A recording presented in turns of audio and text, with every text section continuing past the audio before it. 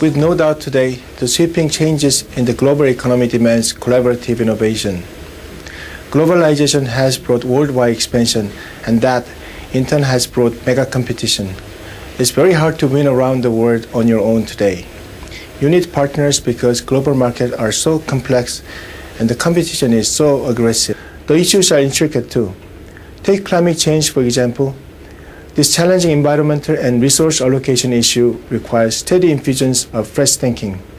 When it comes to pressing matter like this, we get new ideas by collaborating with partners around the world.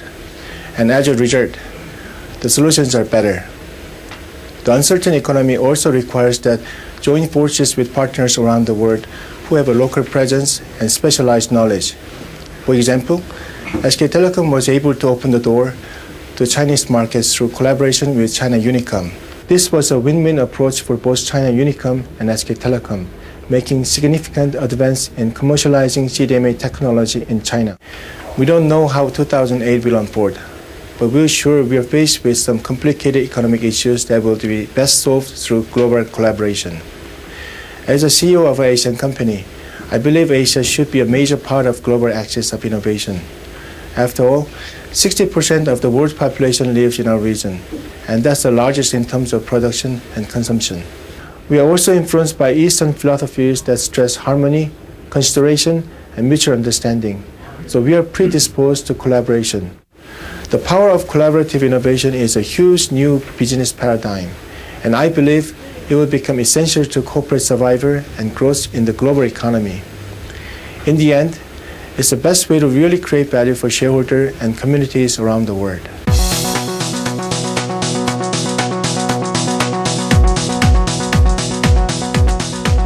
The global energy business is becoming much more complicated and diversified, especially in terms of supply and demand, which is a crucial equation for the world market right now. The players in the industry around the world recognize this, and they know that international cross-border collaboration is the way to get things done, the way to deal with the increasing cost of natural resources, and the way to deal with the serious environmental issues that confront us all.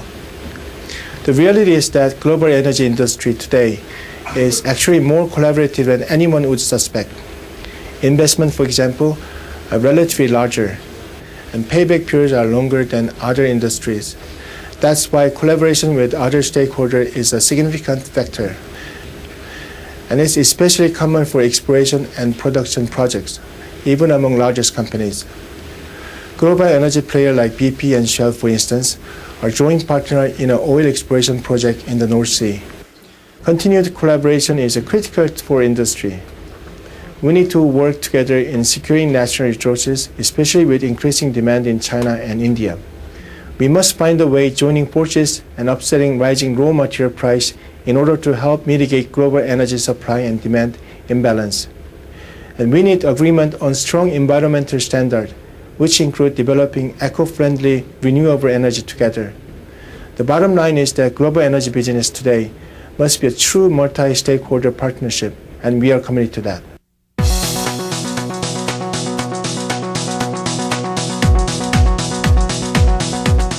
We believe that the rapidly emerging global economy requires tremendous collaboration on our part. Sharing resources, technology, information, investment, and innovation is essential for success today. That's why we join forces as a matter of principle with local partners around the world. We also bond with potential competitors if that's what it takes. Recently, for example, we considered a joint purchase of LNG with prospective rivals. This is kind of thing you have to do when you have tight supply in the global markets.